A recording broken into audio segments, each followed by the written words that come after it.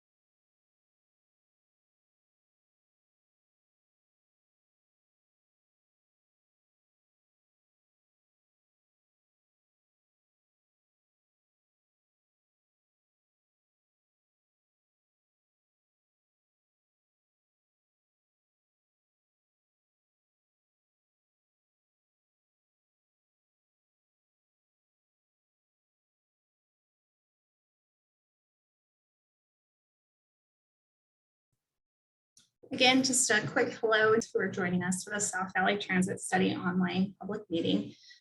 We're just allowing a few moments for our attendants and participants to log in, and we will get started at 6:05. We are accepting questions through the question and answer functionality at the bottom of your screen. You can submit those at any time. And as we're presenting, and we will pull from those as we move into the Q&A session of the presentation. We will get started in about 2 minutes with the official presentation.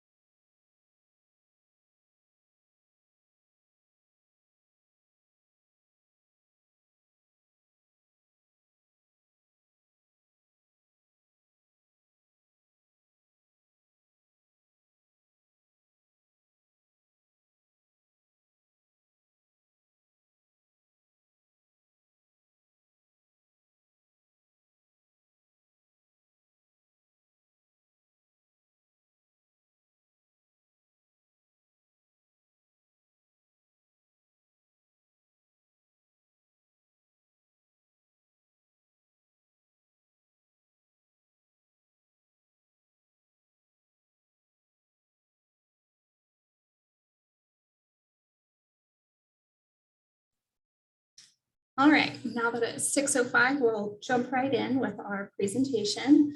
Hello and welcome to everyone to the online public meeting for the South Valley Transit Study. My name is Katie Williams and I am on the public engagement team for this study. For those of you who aren't familiar with the study, the South Valley Transit Study is a joint effort between the Utah Transit Authority, Mountain Land Association of Governments, Provo, Springville, Mapleton, Spanish Fork, Salem, Payson, and Santaquin cities to evaluate high-capacity transit service in South Utah County. Tonight in our presentation, you will hear from some key players on our study team and hear exactly where we are in the process and what feedback we need from you all. Just a few reminders and housekeeping items before we get started.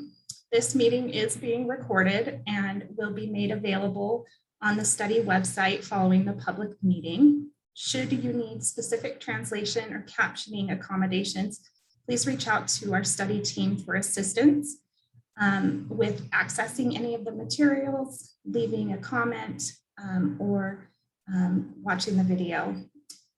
We will be providing a translated version of this presentation in Spanish on our website as well.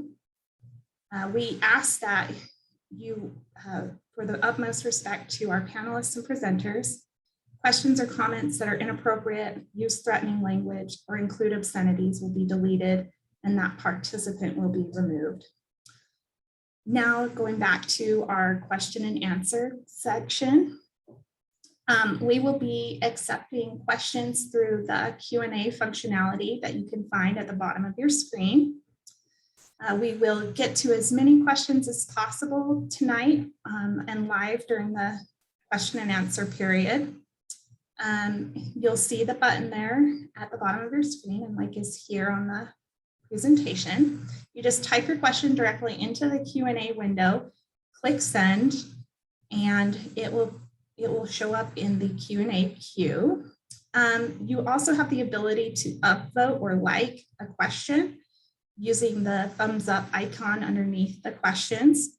That helps us to understand how many people have the same question and which questions kind of helps us direct us how to get to the questions.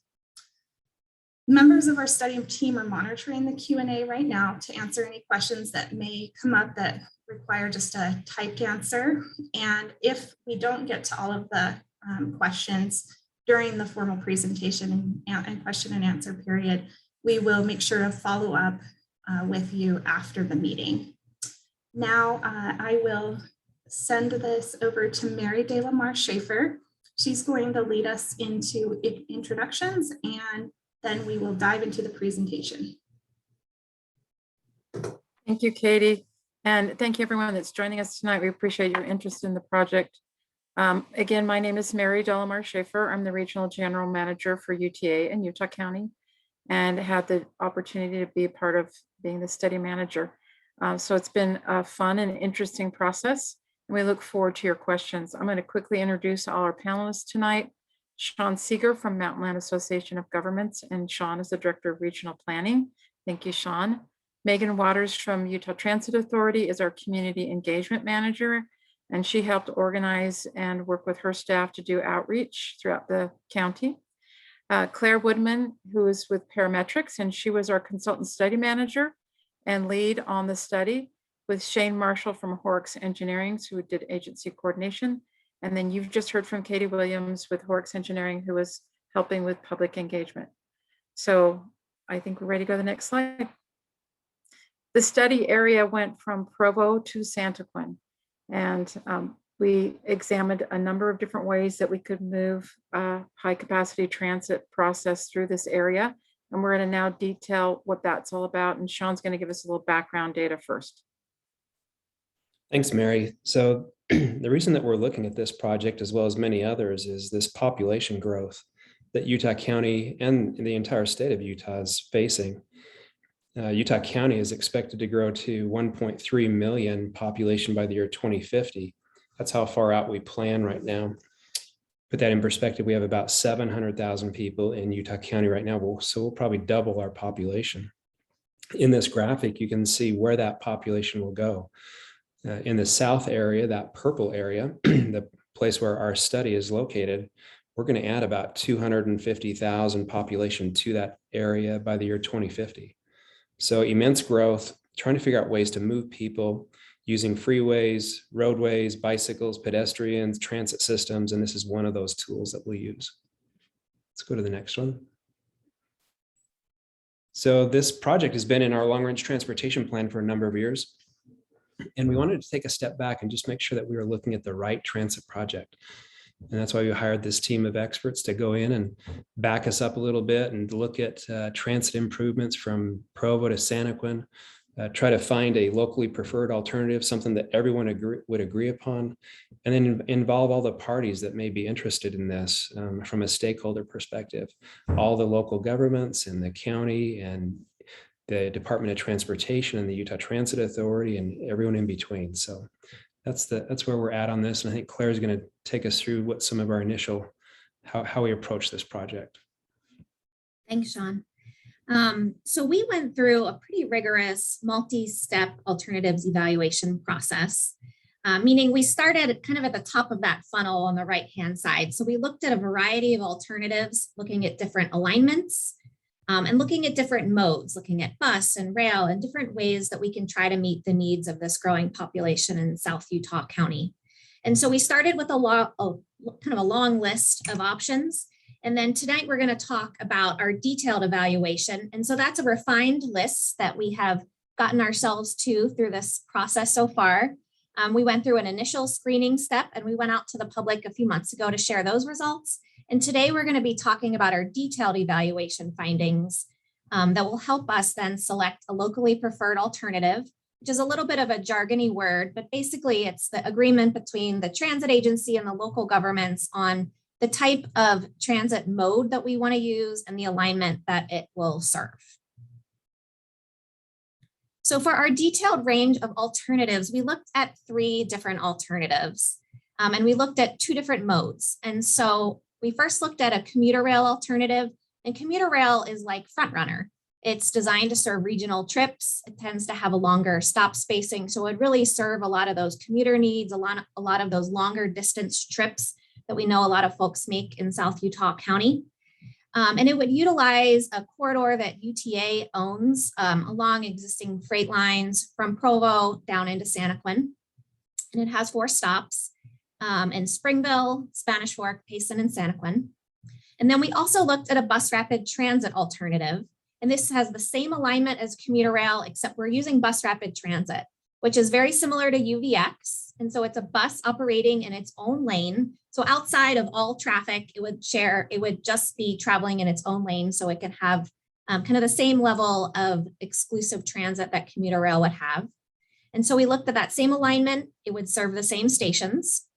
And then finally, we looked at a bus rapid transit. We're calling it a design option. So as we are learning more about our alternatives, we wanted to look at a different way of incorporating a bus option that was a lower cost and that could also reduce impacts that we are seeing with some of our other options. And so this option is different than both commuter rail and bus rapid transit. From Provo to Springville, it operates in mixed flow on the highway. And then from about Springville to Payson, it jumps back into kind of the UTA rail corridor that they own. And then from Payson to Santaquin, it jumps back into the highway and mixed flow again. And so that's basically designed to eliminate some of the conflicts in those sections where it's in mixed flow. So we learned a lot. We're going to just present pretty high level findings today. And if you have detailed questions, please feel free to chime in on the chat or visit our website for more information. But really, commuter rail and bus rapid transit do offer a lot of similar, positive things. A lot of that is because it is in a facility all by itself, so it's not impacted by traffic. So we're seeing a lot of transit reliability. It's able to get places more quickly, reduces transportation system impacts. And the way we have aligned it is that it's serving station areas where cities are really anticipating to see growth. And so really compatible with land uses and some of that economic development potential that the cities are interested in seeing out of a transit investment. So although there are a lot of similarities between commuter rail and BRT or bus rapid transit, there are quite a few differences. And we kind of compared them side by side so we can see and compare their performance. And what we found is commuter rail really does offer a lot more benefits compared to bus rapid transit. It has much better regional travel times. A lot of that is because it can operate seamlessly with the front runner system. So you would avoid a transfer in Provo. So you could have a one-seat ride potentially from, say, Payson all the way up into Salt Lake County without needing a transfer somewhere. And because of that, we're also seeing much better ridership with commuter rail than we are with bus rapid transit.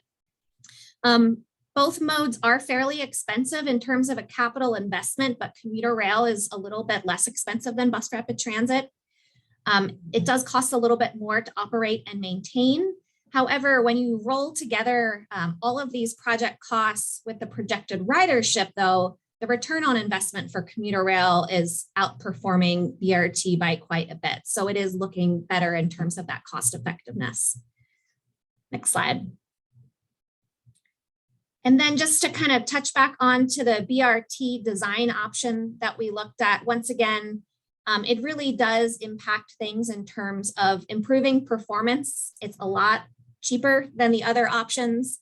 It's reducing operations and maintenance costs, and we're really limiting some of the impacts we're seeing because, once again, there are portions that are operating with mixed flow traffic along roads. However, that comes at the expense of increased travel times and much lower ridership, and really is just not serving the communities in the way that they see their land uses unfolding into the future.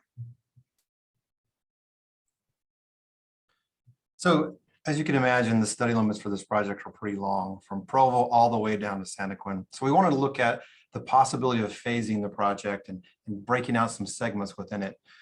There's a logical break in Payson due to the ridership and the track ownership. So we looked at two segments, one from Provo and one from Provo to Payson and Payson to Santaquin.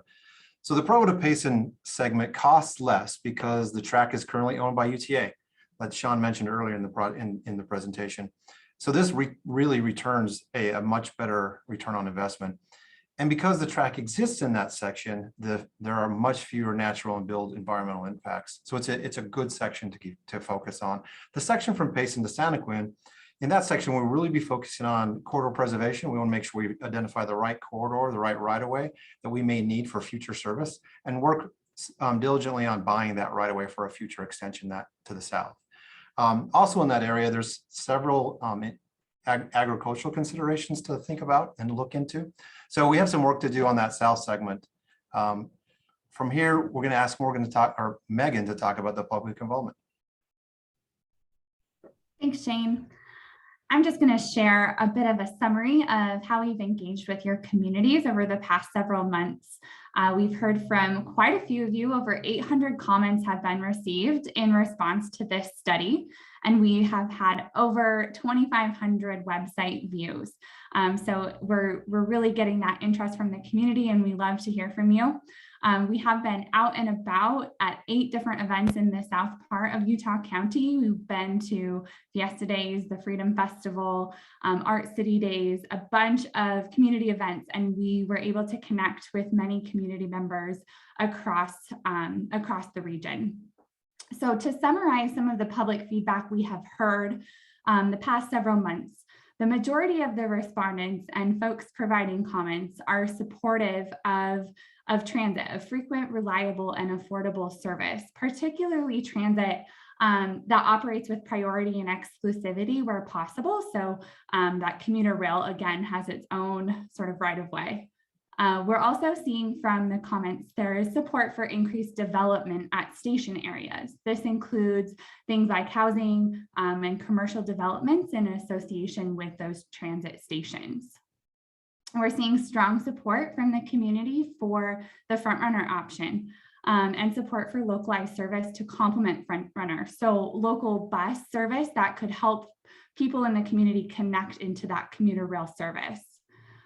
Finally, the minority of respondents oppose transit. So we did hear some opposition to this project, but overall, I would say the majority of the things we're hearing from the community members are supportive of transit in South Utah County. Okay, let's talk about the locally preferred alternative. Claire mentioned what that was earlier in the presentation. And after all the data was collected and analyzed, the ridership was taken into account.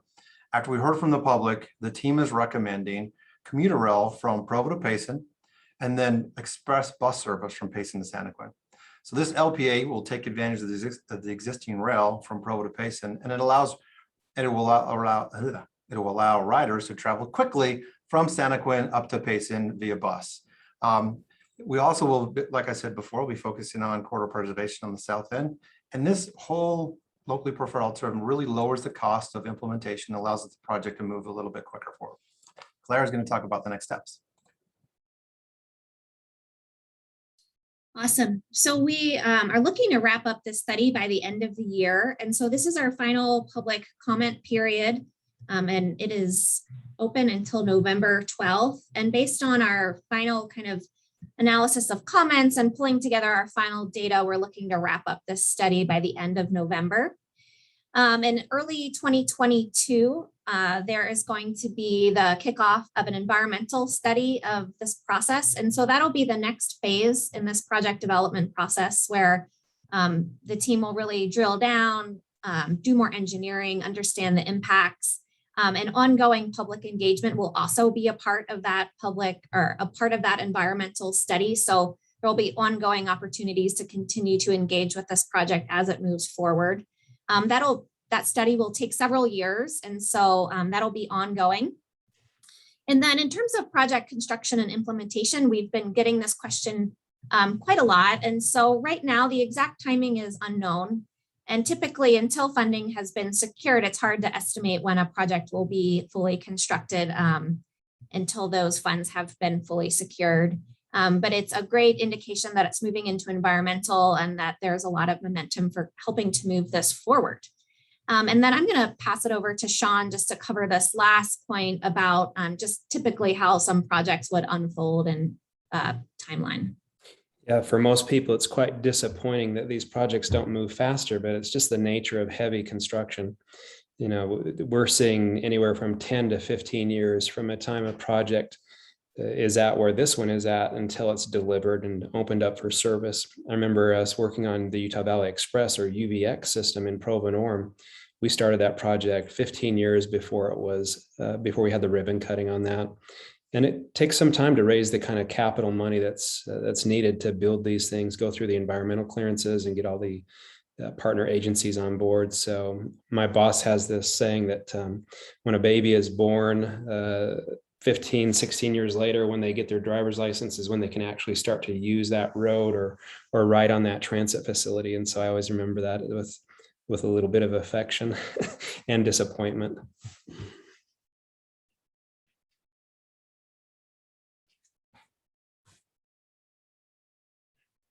All right, now we need to know in this final phase of the study, we need to hear from you and to know what transit needs exist in your area and how this study will benefit you. All of the materials that we have reviewed today, as well as findings and documentation from earlier phases of the study, are available on our study website at southvalleytransit.com. I invite you to travel over there, spend some time, review the data, and then share your input with us. You can share your input through a variety of mediums.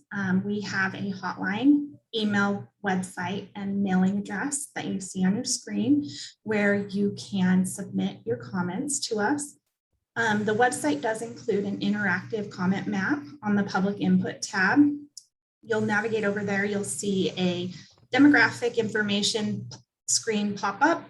And after that is completed, you can zoom into specific areas on the map, click on the map, and fill out the comment form there. All comments received through these official mediums will be included in this official study report. And just a reminder that any comments left on UTA or city partner social media feeds are not included in the study reporting. So in order to have your voice and comment officially registered, please utilize the channels that are listed here. And again, this phase of the study will wrap up in November, and the comment period will close on November 12th. So please let us know your thoughts before then, and just want to let you know that your input is important in furthering this study to future phases. Now we will move into the question and answer session. The panelists listed here are now available to take your questions. We will start facilitating that. And if you have any questions, please put them in the Q&A screen. All right, first question. Will you be showing where the stations will be located, or is there a link where we can go to find out? Claire, would you like to answer this? Sure. We do have maps on the website that show roughly where those stations will be located. And as the study moves into environmental study, the footprint of those stations will become more and more kind of set in stone. So right now we have a general idea of where all of the stations will be located, but they will likely shift a little bit based on additional work done in the environmental impact statement. So maybe just to answer that a little bit more specifically for this group, the Springville station is located just south of 400 South along the rail corridor there. In Spanish Fork, it would be located just west of the future Center Street interchange that's going in. And in Payson, it would be located just north of the Main Street interchange. So Claire, right now there's some questions about how far south does it extend? You talked about the one on the north end of Payson. Maybe talk a little bit about going further south into Payson. Sure. And so we've been talking to Payson quite a bit during this study and understand that, you know, in a dream world, it would be awesome to have two stations, one both at the the Main Street interchange and one also at 800 South interchange. I'd say probably all the cities up and down the Wasatch Front would love to see multiple stations in their communities. One of the challenges with commuter rail is station spacing. In terms of having a really efficient commuter rail service, having stations kind of spaced out at appropriate distances is really critical to maintaining good travel times, getting the trains up to speed so they can cover distance at a higher operating speed. So part of our recommendation for Payson is to focus on the Main Street interchange station.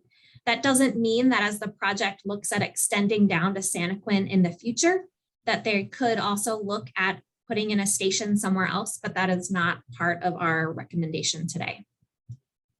I can add to that. I want to talk, there's also a number of questions about specific bus stops or us going certain places or routes changing.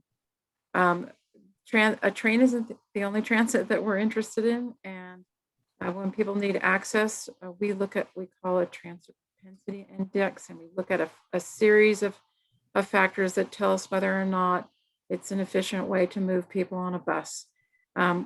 Every comment that you submit to UTA about a route is reviewed by my team and by our service planners who look at where the buses go.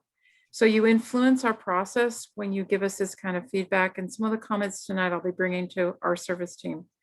We're talking about a train that's going to be some time out in the future. In the meantime, we're going to try to see what we can do where we think transit will make sense for people to improve service. So we'll certainly be thinking about how buses can better serve South Valley. I think we have some room for improvement.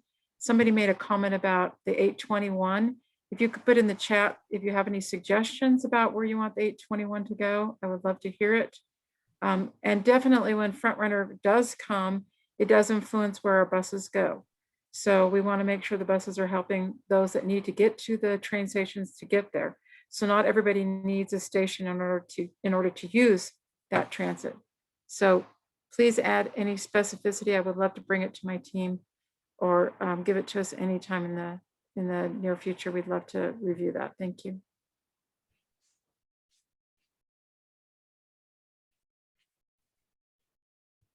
I will ask the next question.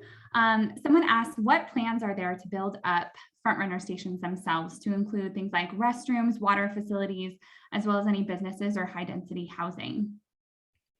Would any of the panelists, maybe Mary, like to take an opportunity to respond? So we will work in partnership with the cities where those stations are located and do what we call transit-oriented development plans, looking at what makes sense for that city in the context of what's important to that city and how to take advantage of what's going on in the area. If you want to see a current example, if you go to the American Fork FrontRunner station, the city of American Fork is putting a large number of high density housing units across the street from the station. And they're also doing bike paths that are off the street. There's like a sidewalk and then there's a separate bike path. So people can ride their bike easily to the train station. So, my dog is upset about that, sorry. So there's a lot of planning that will happen. Pay attention to the cities that you're interested in, and you'll see information coming out about how we're going to do some joint planning and looking at that. Each of those need to be different in the context of what's important to the city. On a side note about bathrooms, they're really hard to manage at a FrontRunner station. There are bathrooms on the train. So that's what we've done in the system so far. Mary, I think to kind of add to that, when we started this project, one of the goals was to identify these station locations if in fact it was going to be commuter rail, so that the cities could really start planning around them. And now they have a location to work from. So I think you will start seeing Springville, Spanish Fork, Payson, even as far as south of Santaquin, really started to do their land use planning around these stations. So these type of amenities can be implemented. So they're more walkable because it is critical to connect those active transportation type projects to these stops. But now there's a plan for them.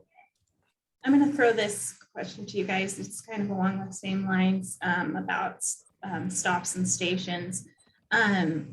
It says from Logan, many FrontRunner stations currently consist primarily of a sea of parking. Is there any discussion at UTA about less wasteful utilization of this land? For example, turning these and future stations into housing with a parking garage underneath. I understand that park and ride is an essential component of each station.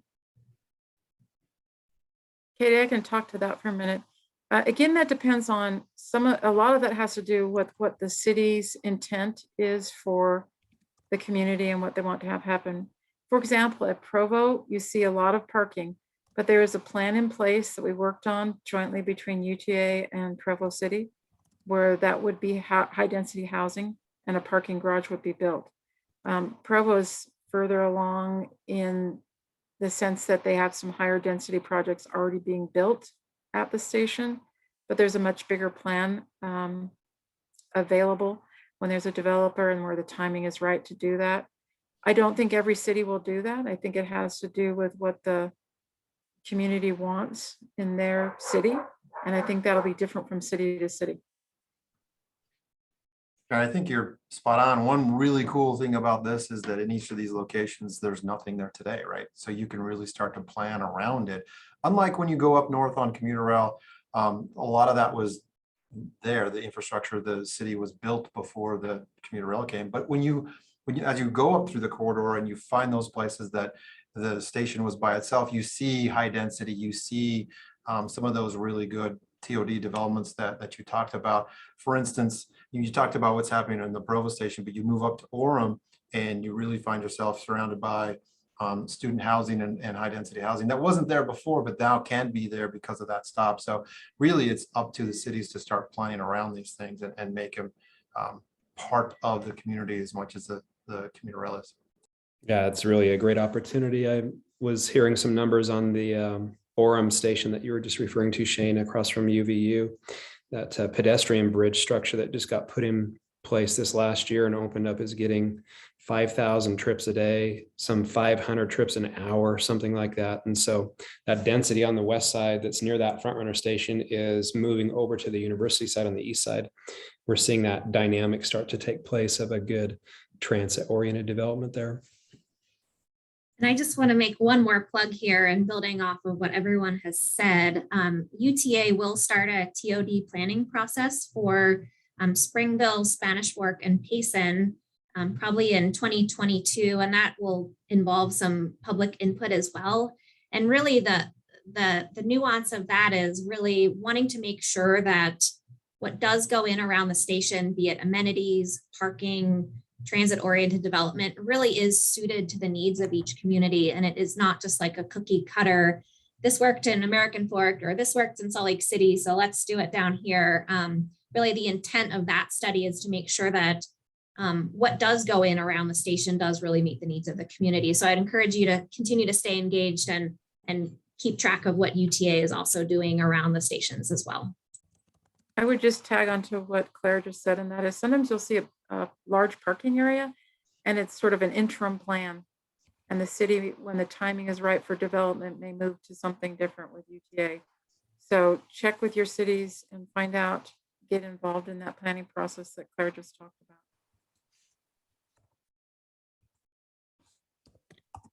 Thanks, you all.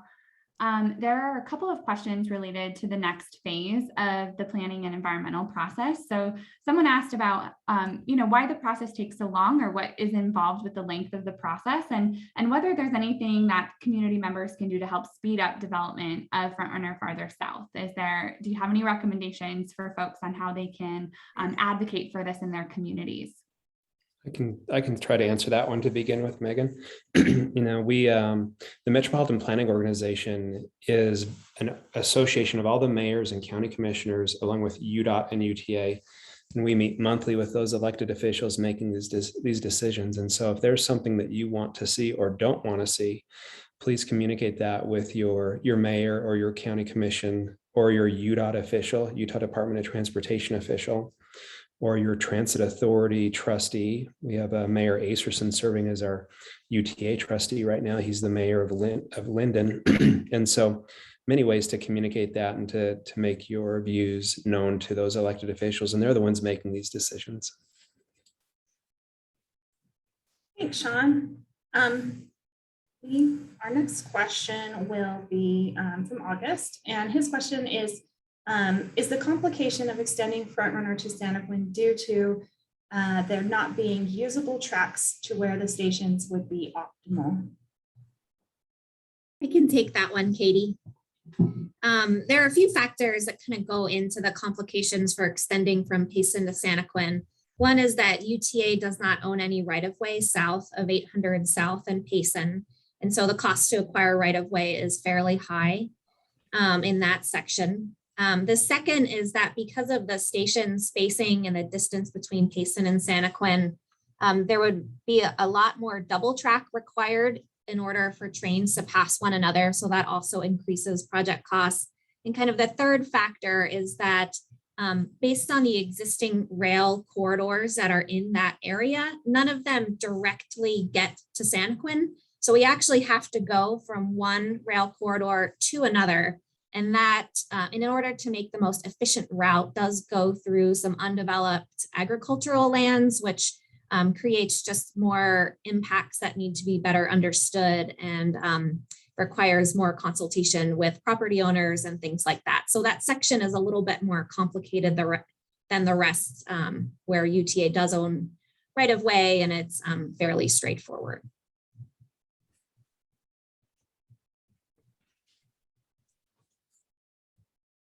All right, here is a question. Will BRT start before Front Runner? Claire, can you give a little insight on that and a little clarification? Sorry, can you ask that one more time? Yeah, will BRT start before Front Runner? Okay, we are not recommending that BRT be implemented at all, that it would go from likely an interim solution would be to use express bus. So bus operating in mixed flow traffic in general traffic could serve those desired station locations. And that when the time is right and we've gone through the environmental process and funds have been secured, then the capital investment is made to put in commuter rail. Putting in BRT is also a large capital investment. And so we wouldn't want to kind of take an unnecessary step to spend that kind of money to get to commuter rail, if that makes sense. We have a question here from someone who teaches at UVU and has students who do and would like to use the bus to get to school more often. She says the options are few and far between for those in South Valley, especially in the Mapleton area. How soon could a bus system be implemented in that area? So we don't have a bus that goes to Mapleton. And when I talked earlier about a transit propensity index, fancy title for saying, we have to look at a lot of factors to see if it's cost effective to pick up people. And it's, you know, some of it has to do with the density, and university students actually is one of our factors that we look at because they tend to ride more, and UVU has free student passes, or UVU pays for passes for all their students. Several years ago, UTA went through an exercise where we talked to community members about, do you want us to do coverage, which means we go all over the place and pick everybody up? Or do you want us to be on a core route where we do frequency, where things come often and fast? And the conversations with everyone that we've had said we lean towards frequency and fast. That means you don't go off into a smaller community like Mapleton, rather you get Mapleton people to come to your core routes. The biggest problem we have in South County is that we don't have enough express services for that get people quickly where they want to go. That also disappoints those that will like stops more along the way. But like Claire talked about, we know that there are improvements as South Valley continues to grow, that we will be adding service, and we'll be looking for where we can do things frequently and help it when you get on the bus, it's worth your time to get somewhere faster. So I'm going to break some hearts in Mapleton right now, but stay with us. Our next question is, are you considering a public-private partnership for TOD or transit-oriented development at existing and new rail stations? Mary, could you speak to that? So the question is, are we going to have public-private partnerships? We do that all the time. That's part of the plan. The hardest part of the TOD is making sure that we get the right plan for the city that fits with how the city wants it to operate and work in their community. So there absolutely are public-private partnerships. We have a whole group that just does transit-oriented development for UTA and works on this. Thanks, Mary. There have been a couple of questions come in about the Payson station locations, and maybe we could go into that a little, maybe reiterate what was talked about before. Specifically, there was a question about the Red Barn development around 800 South, 1700 West. Would anyone like to speak to how we're identifying those station locations, maybe in a little bit more detail related to Payson?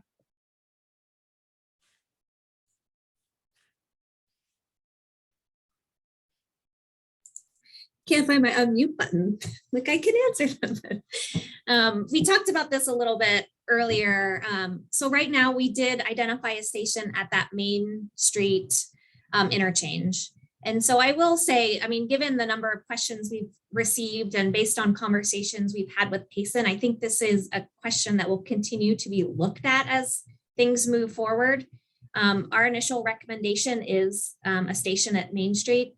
But I think if it is a topic that keeps coming up, looking at ridership and kind of the costs and benefits of having a station at Main Street or 800 South is kind of the direction that the conversation needs to go. Because one of the things we've been talking about, once again, is just having two stations is probably unlikely. So I think moving forward into the environmental impact statement, that's something that could be looked at in more detail.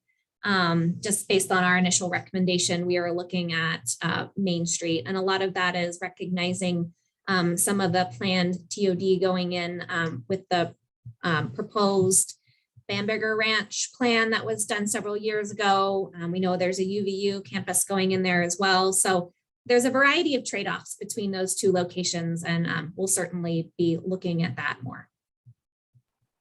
I just have to underscore again that train isn't the only transit piece that can work. And there are, when it works right and we have a bus that gets you to the train station in a timely way, or you can bike there easily, then it makes it so the train is very viable for a lot more people. So we continue to look at all of those options. There was a question that was asked about, and I just lost it. In Springville, we very much want a bike ped at grade crossing at the station to create a connection between east and west. What can local residents do to make this part of the final station design? I could try to answer that, Katie. During the environmental impact statement process, there'll be a whole scope of a whole relook at how we get to those stations. And one of those ways that we'll get to the commuter rail stations, the front runner stations, will be on bicycles and pedestrians. And so what would be best is if the city had a bicycle pedestrian plan, which I believe Springville does, and make sure that that plan then covers a connection to that proposed station location, which I believe it does. So the best way to make sure that happens is to participate during the environmental impact statement process. As Claire mentioned, that'll begin sometime in 2022. We have money allocated for that right now. The mayors and county commissioners found that this project's a priority project for them. And they allocated that money for the EIS to begin quite soon, as here we are approaching November already. So I can't believe that 21's already gone, but we'll be in 22 before we know it, and we'll be underway with the environmental document. Thanks, Sean. There's a question here specifically to Mary. Joe would like to understand the bus stop timing at 800 South. Do you know what he's referencing there, Mary? I don't, but I need to know more. So if there's a way that I can contact him and follow up on the specifics, that'd be great. Okay, Joe Spencer, if you want to add some more context to your question, we'd be happy to answer it. All right, next question. We've addressed this kind of slightly, but I think it bears repeating. What would the estimated completion date be for the front runner extension to Payson?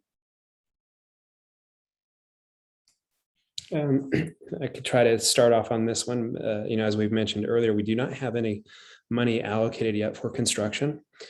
Typically, these projects take 10 to 15 years to go through the environmental process, build community support, find the funding that's needed to start to do the engineering and construction documentation, hiring the firms, and then the construction period itself is usually a multiple year construction phase. And so we don't have money identified yet. The next logical piece of this project is to conduct that environmental impact statement. We do have money for that effort, and so we're excited that we have that lined up, and excited to have this locally preferred alternative identified and going through the last couple meetings on this planning study to transition into that environmental study.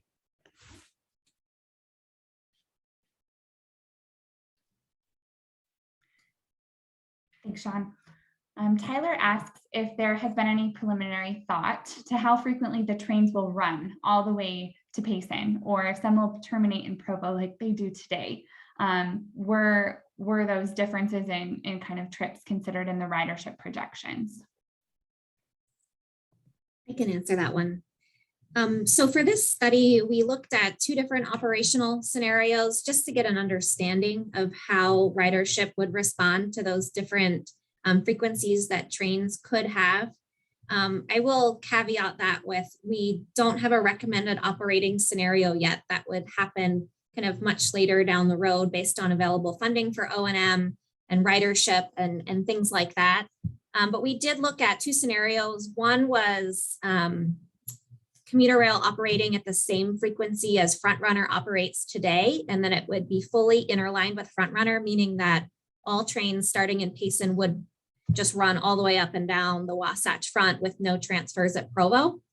We also looked at a less robust service, and that just used a shuttle car, so a train that just ran back and forth between Provo and Payson. So it would require a transfer at Provo, and that would have a lower service frequency. And obviously that one did not have as good ridership as the one that operated like Front Runner.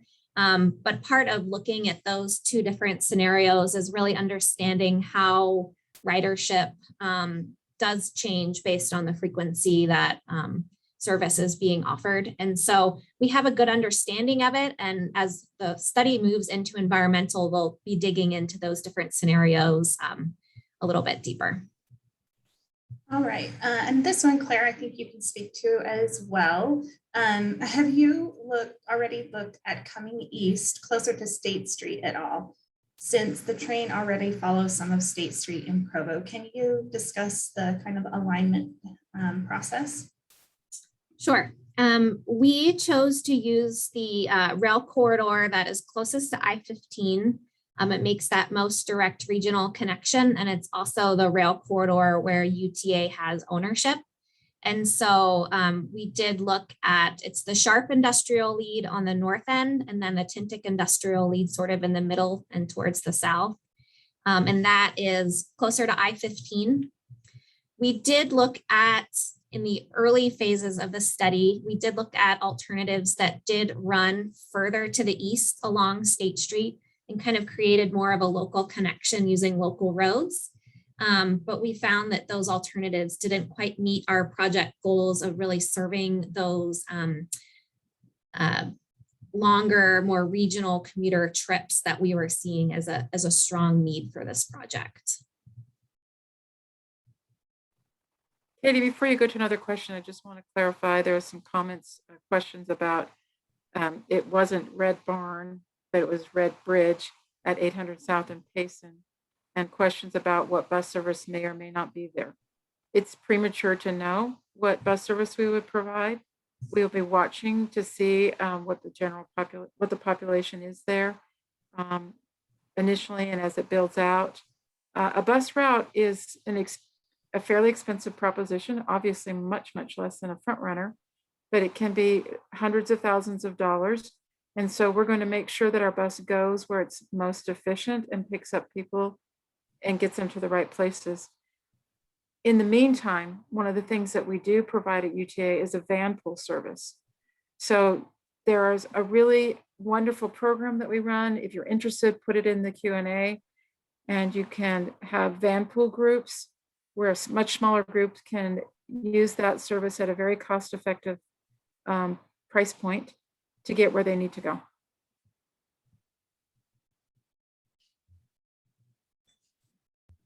All right, next question. Considering FrontRunner will be running along the existing Tintic rail corridor, why will the environmental take so many years? Maybe this is a silly question, but there are already tracks there, so what gives?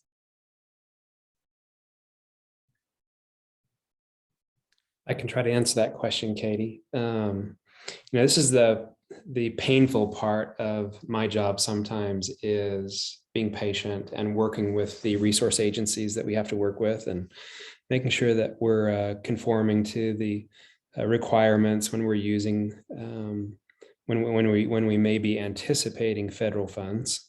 This project may be eligible for federal funding. So we want to make sure that we're consistent with all the requirements of the National Environmental Policy Act. And the public process takes time to go through, and I've learned to appreciate that is a good thing, to not rush into making assumptions about projects. However, this one is one of those that's kind of glaring. I admit that, we've owned that track for 20 years. It's an existing railroad. And it sure would be nice to get this down there. We do have one flyover that we need to construct, which is significant, up in the Springville area, if I remember right, Claire.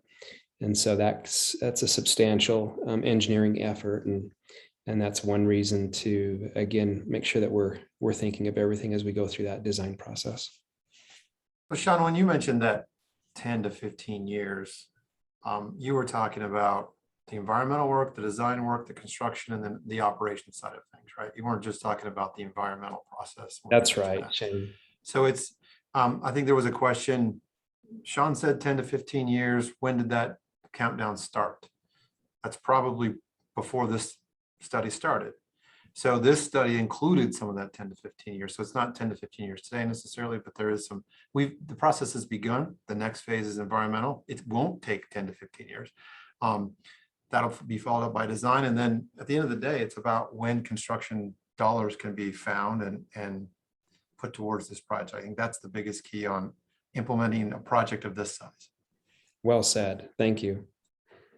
And then I think this will be our final question because we're getting towards the top of the hour. And this question is, UVU owns 38 acres of land in Payson along the tracks. Has UVU had any input on the location of the front runner station relative to their plans for their land in Payson? And if so, how does the timing match with UVU's plan? So we have absolutely had conversations with UVU about transit to the Payson location. And we meet with UVU on a regular basis. They are one of the top pass holders in the whole UTA system. In fact, they're the second highest user in the system. So they're really important to us, and we're really interested in meeting the student needs. Front Runner is going to be a ways out. In the meantime, we certainly, as UVU looks to open up their campus in Payson, we'll certainly be looking to see what kind of bus transit we should provide and connectivity to the campus in Orem, so that we meet the needs of those students. UVU and UTA work together all the time. We're important partners. All right, thank you, Mary. All right, just one last reminder that our official comment period is open until November 12th.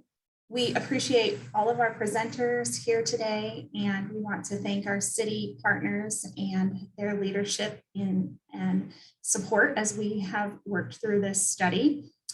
Thank you to all of those of you who joined us tonight and for your thoughtful questions and comments. If there were any questions or comments we were unable to get to tonight, we will respond to them individually. If you would like to have any follow-up with the study team, please feel free to reach out to us through any of these contact methods. If anything pops into your head after the presentation, just remember that we are accessible to you, and would also appreciate it if you helped us spread the word about our study.